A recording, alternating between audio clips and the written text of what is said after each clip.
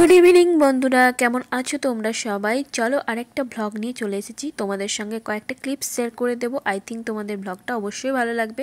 ভালো লাগলে like, follow, share আর subscribe করো। উইকের মধ্যে আমরা প্ল্যান করেছিলাম একদিন বিকেলে বেরোনোর, ডাউনটাউন যাওয়ার। তো তাই ডাউনটাউন গিয়েছিলাম। আর একটা প্ল্যান ছিল প্ল্যানেটেরিয়াম দেখার, আর অরিজিতের একজন ফ্রেন্ড আসার কথা ছিল, ওর সঙ্গে একটু দেখা করা, সঙ্গে সৌম্যর সঙ্গে ঘোরাফেরা, প্ল্যানেটেরিয়ামে একটু ঘোরাফেরা। তো সেই কারণে চলে গেলাম ডাউনটাউনে। আর ডাউনটাউনের সবকটা ক্লিপস তোমাদের সঙ্গে শেয়ার করলাম। হাঁপাচ্ছি কারণ ট্রেন এসে গেছে প্রায়, আর ট্রেনে করে এখন যাচ্ছি ডাউনটাউন। তো কি ব্যাপার সেটা তোমরা বুঝতেই পারবে। চলো তোমাদের সঙ্গে ক্লিপসগুলো শেয়ার করতে থাকবো। আর এখন বাজে 5টা বেজে গেছে, কারণ বিকেলে যাওয়ার প্ল্যান করেছিলাম। সঙ্গে সৌম্য ওখানে ডাউনটাউনে আছে, একসঙ্গে আমরা ওখানে মিট করব। তো আমাদের একটু লেট হয়ে গেল।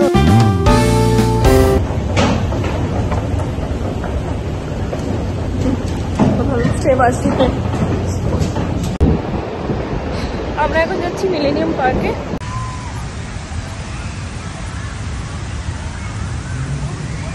ওটা ছিল এক ধরনের ফোয়ারা টাইপের, ওখান দিয়ে অনেক জল বেরোচ্ছিল আর সবাই ওখানে ভিড় করে গিয়েছিল। তারপর ওই যে পেছনে দেখতে পাচ্ছ অরিজিতের ফ্রেন্ড, ওর সঙ্গে মিট করলাম। ওর নাম দীক্ষিতা। ও এসছিল শিকাগোতে কোনো একটা কনফারেন্সে। তো যাই হোক, আমরা একসঙ্গে মিট করলাম, একটু সময় গল্প করলাম, তারপর ও বেরিয়ে গেল। তারপর আমরা একটু তাড়াতে ছিলাম, যেহেতু প্ল্যানেটেরিয়ামটা বেশি সময় খোলা থাকার কথা ছিল না ওই সময়, তাই আমরা একটু তাড়াহুড়ো করছিলাম। আর ওই দূরে প্ল্যানেটেরিয়াম দেখা যাচ্ছে।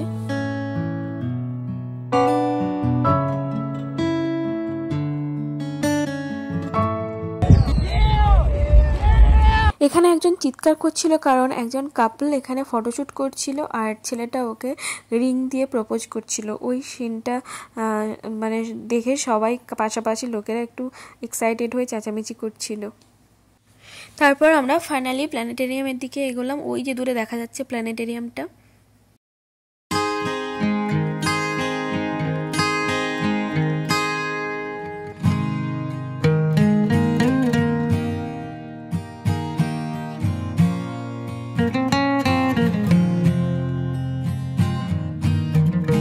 তারপর আমরা প্ল্যানেটেরিয়ামে ঢুকলাম। প্ল্যানেটেরিয়ামে ওই সময় একটা ফ্রি সেশন ছিল। যারা ইলিনয় স্টেটের মধ্যে থাকে তাদের জন্য ফ্রি ছিল, আর যারা আউট অফ ইলিনয় স্টেট তাদের জন্য $30 করে ফিজ ছিল।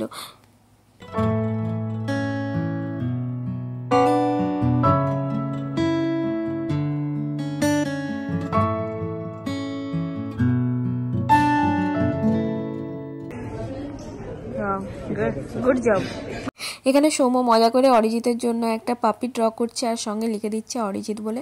আর এদিকে এই যে স্ক্রিনটা, এর সামনে যারাই দাঁড়াচ্ছে তাদের স্ক্রিনে তাদের পিকচারগুলো আসছে। তো আমরাও তাই এইভাবে এরকম দাঁড়ালাম, যাতে আমাদের পিকচার এইভাবে স্ক্রিনে দেখা যায়। মানে পুরো ক্লিয়ারলি দেখা যায় না, বাট কিছুটা দেখা যায়। তো মজার ব্যাপার হলো যে আমরা চলে যাওয়ার পরেও আমাদের পিকচার ওভাবেই থেকে গেছে। তারপর যারাই করেছে সেখান থেকে আর অন্য পিকচার আসেনি, আমাদের পিকচারটাই পুরোটাই থেকে গেছে। জানি না কেন এটা হলো।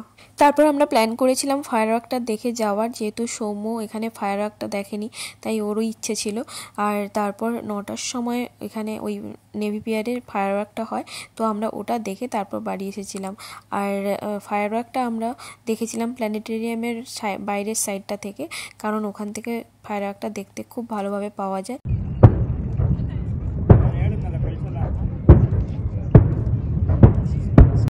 ফায়ারওয়ার্কসটা 10 to 15 মিনিটস মতো হয়।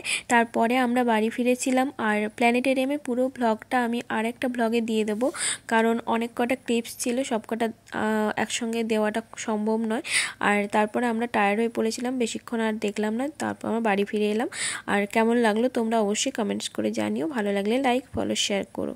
যারা ফেসবুক থেকে দেখছো তারা আমার পেজটাকে অবশ্যই ফলো করো। চলো টাটা, গুড নাইট।